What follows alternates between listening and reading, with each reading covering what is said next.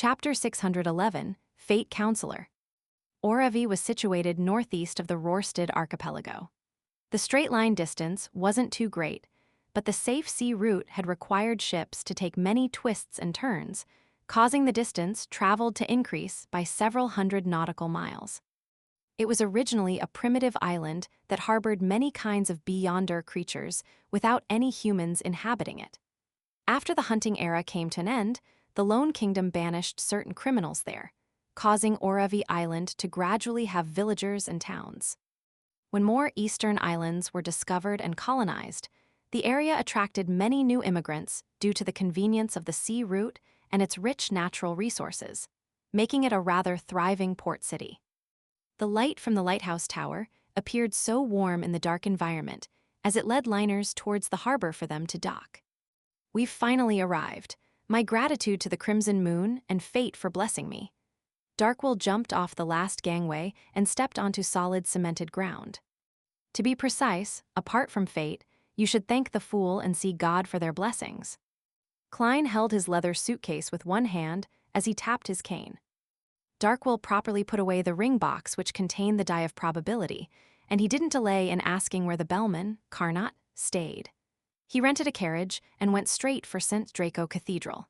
He then entered the magnificent bell tower, which boldly used the colors of red, blue, and yellow.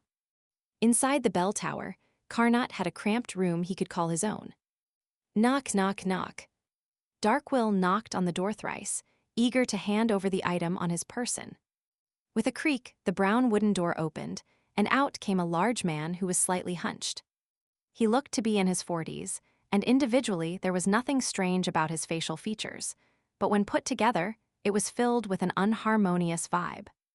Klein only took a glance and discovered that his eyes weren't leveled. His nostrils were of different sizes, and his left facial muscles were slightly loose, causing the corner of his mouth to droop slightly. It was the complete opposite for the right side of his face. Carnot's legs were obviously of different lengths, and one of his arms was thick, while the other was thin. His entire body was highly disproportional, making him extremely ugly. "Who are you?" Dressed in a black robe, Carnot glanced at the duo. "Are you the bellman, Carnot?" Darkwill asked cautiously. Carnot chuckled with one corner of his mouth raised, while the other stayed low. "There shouldn't be a second person as ugly as me." "Indeed," Darkwill nodded very honestly before laughing. "I can tell that you have quite a good state of mind. To be honest, looks don't matter for a man. What's important is their skills in bed. Tusk, that's because you haven't seen ladies who only have fetishes for good looks." Having experienced the era of celebrities of the masses, Klein scoffed from the side. Carnot's expression darkened as he said, "I don't wish to discuss such matters." "You have problems in that area? No problem. I have different kinds of medicine that can treat all your problems." Before Darkwill finished his sentence, Klein took a step forward, afraid that he would end up being beaten to death. He put half his body between them as he said in a deep voice, "He's Roy King's student." "I figured. Roy King once described his traits." Carnot made way and invited the two in. His room was extremely tiny, with only a single bed and a cabinet which could be used as a dining table. The washroom was at the bottom of the bell tower. Darkwill pulled out a ring box and handed it to Carnot as he forced a smile. "My teacher got me to hand this item to you." Carnot stole a glance at it and was clearly relieved to see 4 points.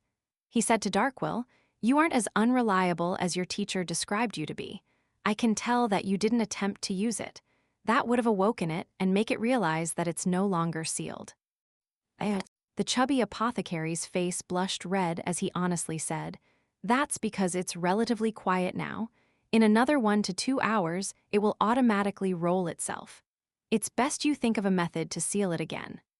Carnot's face twitched. "Again. I accidentally dropped it on the ground and then it came alive." Darkwill wanted to glance at his owl Harry, but he realized that it hadn't followed him in. It was perched outside the bell tower to serve as a sentry. Carnot's eyes clearly widened as his hunched back nearly straightened. "How did you arrive here?" From his point of view, Roy King's student should have long died at the whims of the die. Darkwill hurriedly pointed to Jayaman Sparrow and said, It's all thanks to this gentleman. He's a powerful adventurer. He provided the most effective protection and a temporary method of sealing the die. What method was it? Carnot blurted out the question. Klein laughed and replied, "Trade secret." Carnot's expression changed a few times as he pressed his hand to his chest and bowed. "I thank you for your help on behalf of my organization." Darkwill continued, "Hiring him costs £1,000 and a request. The request is to help him find a mystical item with powerful offensive traits, but without very serious negative side effects.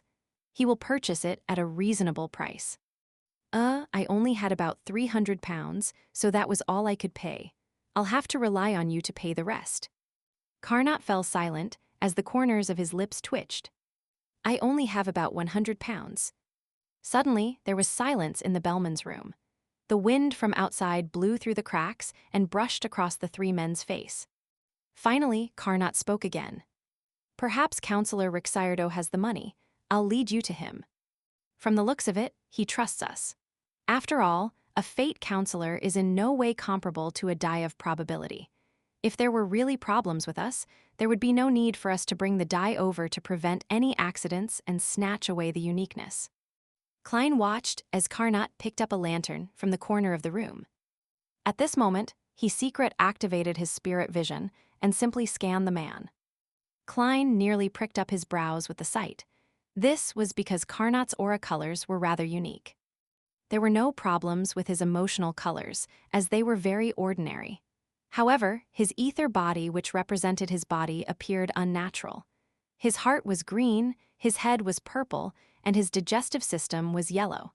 It felt like they were different parts which were mashed together in great disharmony. At the same time, Carnot's soul also gave the same feeling. A monster that was stitched up internally. Klein made a rough judgment based on what he knew. After Carnot got the lantern, he turned his head to glance at the adventurer, Jayaman Sparrow, and said without much of an expression, "I'm very sensitive to spirit vision. I believe you have noticed certain problems. I'm not a naturally born person.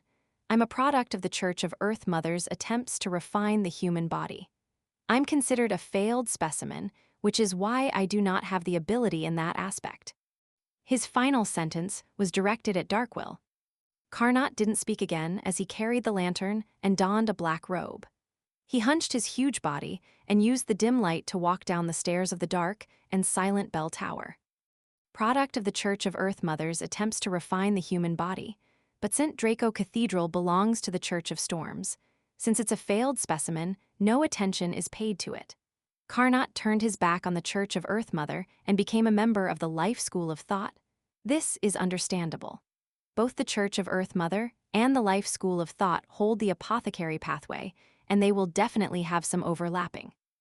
But why would the Life School of Thought send this fellow? That doesn't seem simple to be a bellman to the Church of Storms. Is it just a normal disguise, or there's a particular connection between the two? Klein followed Carnot in a seemingly calm manner as he walked out the bell tower and circled round to a stone bridge. Just as he came close to the left side of the bridge, Klein suddenly felt something as he looked diagonally upwards. The owl Harry had flown out as well and landed on a tree branch. "Catcha!" The branch suddenly snapped as Harry plummeted. With great difficulty did it fly up again without falling to the ground. Darkwill was just about to say something when Carnot explained in a deep voice, "Councilor Rixardo is injured, so his powers are somewhat out of control. Once anyone enters a specific range, they will be tainted with bad luck." Carnot stopped in his footsteps as he threw the ring box containing the die under the bridge. "Mr. Councilor, Roy King's student has delivered the die." "Very good," a hoarse voice sounded from deep within the bridge's belly. A silver-scaled palm reached out from the darkness as he held down the ring box which had fallen onto the mud.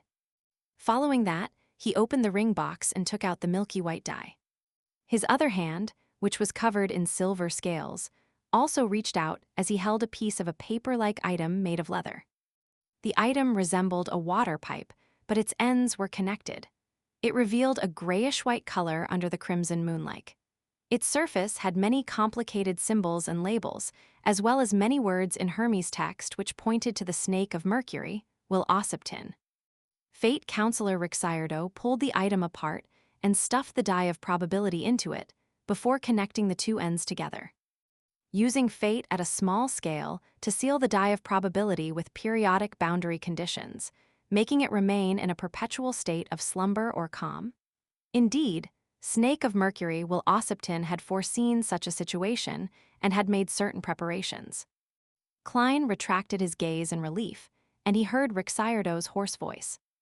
I already know of your agreement, Mr. Jamin Sparrow. I will help you find the mystical item after I've recovered. As for the 700 pounds, I'll immediately augment you with good luck. Go to the few casinos in Orevy and make some bets, and you'll receive the corresponding reward. Remember, do not win more than 200 pounds at each casino. You must not win more than 700 pounds in total. Which is to say that you don't have the money either. Seeing how you're hiding while injured, it's considered normal not to have money with you. Klein nodded indiscernibly and said, Okay. He waited for about 10 seconds without sensing anything. Councilor Rixardo heaved a sigh of relief and said, You have become sufficiently lucky. Is that so? Klein chose to believe him and didn't disturb Darkwill's report to a senior of how his teacher had been imprisoned. Based on Carnot's introduction, he found a nearby casino and sat at the blackjack table. After about 10 minutes, he walked out of the casino with a blank look. Not only did he not win money, but he had lost a total of 30 pounds. What happened to the good luck? Why did I believe him? That darn old man is terrible. Klein didn't hesitate to return to the stone bridge and approached its belly. That fast, you have pretty good luck. Rixardo laughed as he coughed under the dark bridge. At that moment, Darkwill and Harry had already found a nearby inn to live in. Klein replied without a change in expression, I lost. Lost? Rixardo ruminated over the word and couldn't formulate a sentence for quite a long period of time. In the dark environment, an ordinary owl nervously flew over.